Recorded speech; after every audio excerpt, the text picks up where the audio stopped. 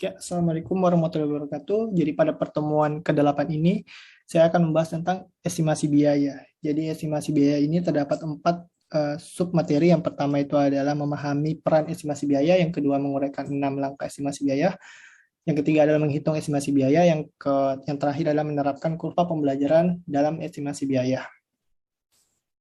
Selanjutnya, saya akan membahas tentang peran estimasi biaya di dalam peran estimasi biaya ini.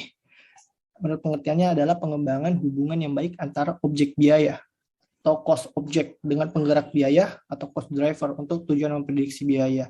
Jadi di dalam peran ini yang perlu digarisbawahi adalah objek biaya atau cost object dan penggerak biaya atau cost driver. Jadi di materi sebelumnya kita sudah membahas tentang objek biaya dan penggerak biaya, yang mana pengertian dari objek biaya itu sendiri yaitu berbagai produk, jasa, pelanggan, aktivitas, atau unit organisasi di mana biaya dibebankan. Sedangkan penggerak biaya adalah merupakan faktor yang memberikan implikasi pada perubahan tingkat total biaya. Selanjutnya adalah menggunakan estimasi biaya untuk memprediksi biaya di masa yang akan datang. Jadi ada 4 elemen di sini. Yang pertama, memfasilitasi pengembangan dan implementasi strategi, yang mana estimasi biaya terutama bagi perusahaan. Di sini bagi perusahaan yang berkompetisi berdasarkan kepemimpinan biaya ataupun diferensiasi. Estimasi biaya ini mengarahkan pihak manajemen dalam menentukan teknik-teknik apa yang harusnya dilakukan oleh manajemen.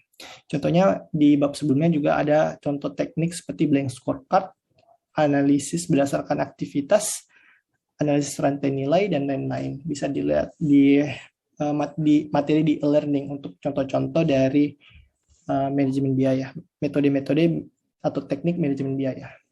Yang kedua adalah memfasilitasi analisis rantai nilai.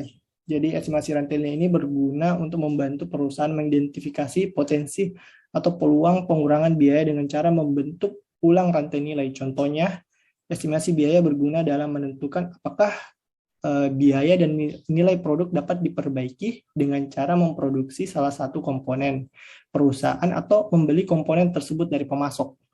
Itu contohnya. Yang ketiga adalah memfasilitasi perhitungan biaya berdasarkan target dan penentuan harga. Jadi estimasi biaya merupakan bagian integral. Maksudnya bagian integral itu adalah bagian dari turunan dari perhitungan biaya berdasarkan target dan penentuan harga. Pihak manajemen menggunakan estimasi biaya dari berbagai desain produk sebagai bagian dari proses pemilihan desain tertentu yang memberikan nilai terbaik pelanggan, sementara pengurangan biaya produk dan biaya lainnya. Yang keempat adalah memfasilitasi pengukuran evaluasi dan kompensasi kinerja yang efektif. Jadi di elemen keempat ini, estimasi biaya memainkan peran penting dalam menentukan biaya pada unit-unit bisnis yang mempengaruhi kinerja keuangan, peluang promosi dan kompensasi di manajer divisi, serta kemampuan untuk menarik investasi modal bagi divisi mereka. Jadi itu tadi 4 elemen dari menggunakan estimasi biaya untuk memprediksi biaya di masa yang akan datang. Selanjutnya kita akan masuk ke 6 tahap estimasi biaya. Yang paling pertama itu adalah mendefinisikan objek biaya. Jadi ini adalah tahap pertama dalam estimasi biaya.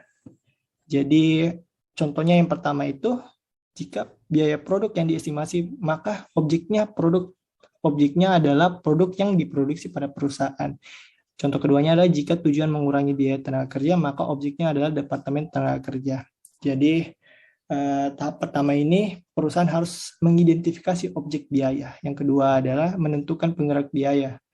Jadi contohnya yang pertama itu adalah biaya bahan bakar untuk truk pengantar barang. Jadi penggerak biayanya dari contoh pertama itu adalah jumlah mile yang ditempuh. Yang kedua adalah biaya desain produk.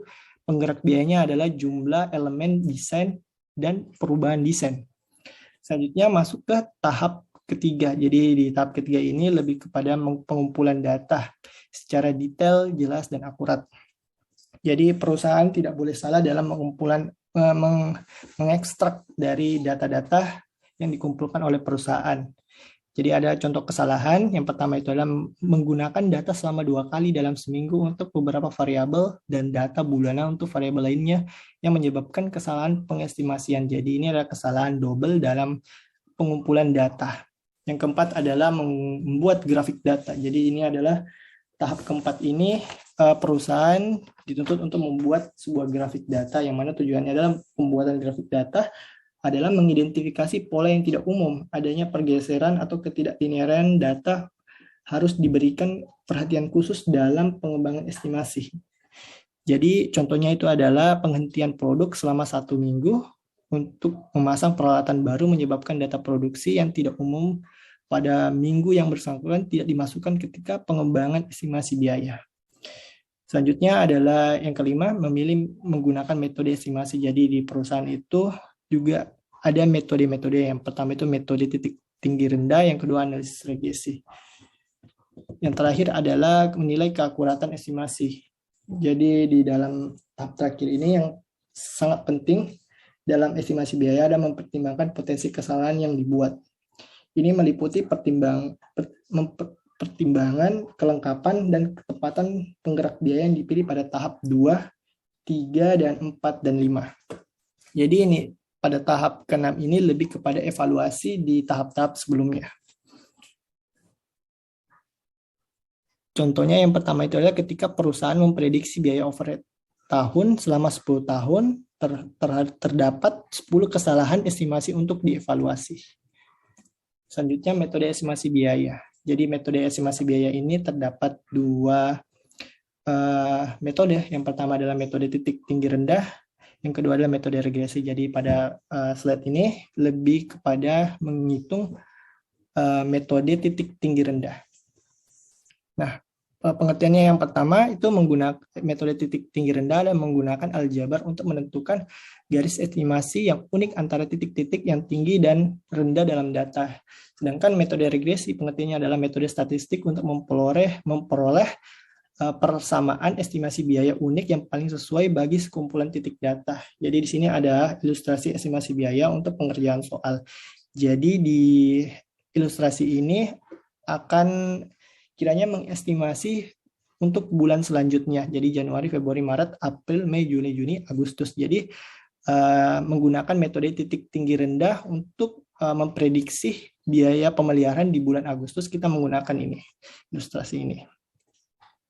Selanjutnya, jadi metode titik rendah ini kita harus juga mempelajari persamaan aljabarnya, yang mana Y sama dengan A alfa ditambah B beta dikali X, di mana Y adalah nilai estimasi biaya pemeliharaan, X adalah penggerak biaya, yaitu jumlah jam operasi dari operasional pabrik, A adalah jumlah tetap yang mewakili nilai Y ketika X0, B kemiringan garis pada contoh pemeliharaan pabrik, kemiringan merupakan biaya variabel per unit untuk biaya pemeliharaan per jumlah jam operasi.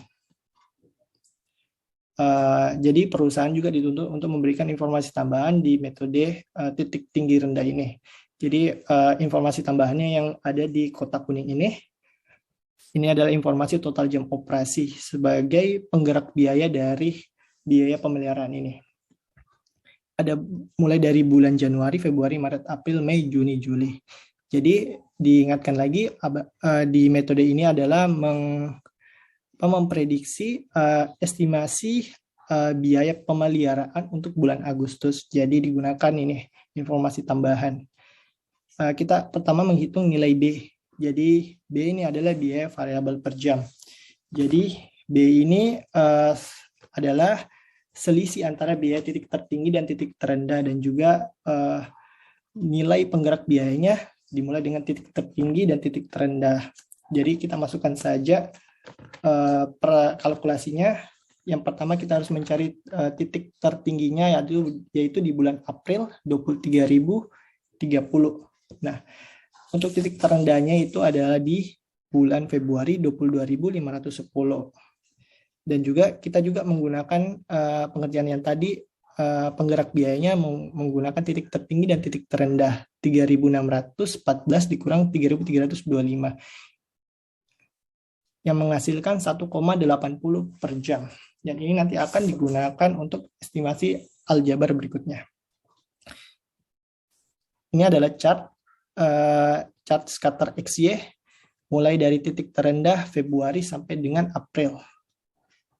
Selanjutnya, nah di sini kita akan menjumlah nilai A dengan menggunakan data Februari atau atau April. Jadi di sini ada persamaan A sama dengan Y dikurang B dikali X. Nah, kita masukkan saja nilai tertinggi yang di bulan April 23.030 dikurang biaya per jam yang tadi kita sudah kalkulasikan di nilai B dikali dengan biaya total jam operasi di bulan April.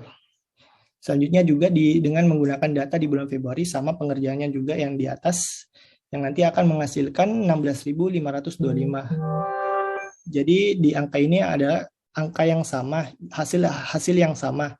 Nanti ketika hasil ini berbeda, cari saja hasil yang tertinggi dari bulan kedua ini. Jadi persamaan estimasi menggunakan metode titik tinggi rendah adalah Y sama dengan 16.525. Ini menggunakan hasil dari data bulan April atau Februari. Tuh. Ditambah dengan biaya per jam, dalam kurung biaya per jam dikali X. X ini misalnya di dalam soal, misalnya di informasi tambahan, misalnya di bulan Agustus, estimasinya adalah untuk biaya total operasinya adalah 3.600. Nanti masukkan saja 3.600 di X-nya. Nanti didapat adalah 23.005. Itu adalah hasil estimasi biaya pemeliharaan untuk bulan Agustus. Gitu. Oke, selanjutnya adalah analisis kurva pembelajaran. Jadi analisis kurva pembelajaran ini adalah metode sistematis untuk mengestimasi biaya ketika pembelajaran berlangsung. Jadi di kurva pembelajaran ini sebagai pembelajaran bagi perusahaan untuk kedepannya lebih baik lagi, yang mana juga digunakan sebagai pengembangan karyawan individu sampai tingkat agregat atau sekelompok karyawan mengalami peningkatan produktivitas. Jadi itu adalah pengertian dari kurva pembelajaran. Selanjutnya adalah tingkat pembelajaran atau learning rate, merupakan presentasi di mana rata-rata waktu atau total waktu turun dari tingkat sebelumnya ketika outputnya 2 kali lipat.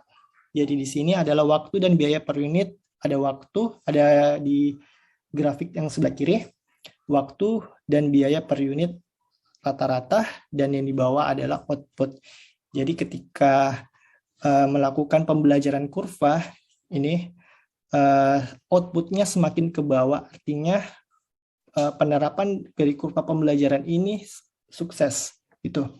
Selanjutnya ada persamaan juga di dalam metode kurva pembelajaran ini, yaitu Y sama dengan alfa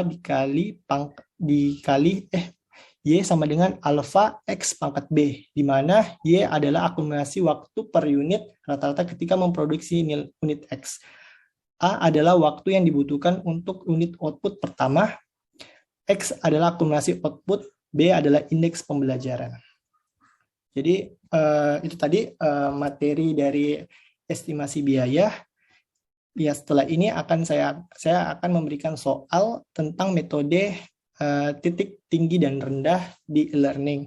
Jadi teman-teman setidaknya mengerjakan dengan benar sesuai dengan penjelasan saya yang tadi. Oke, itu saja. Wabillahi taufiq wal hidayah. Wassalamualaikum warahmatullahi wabarakatuh.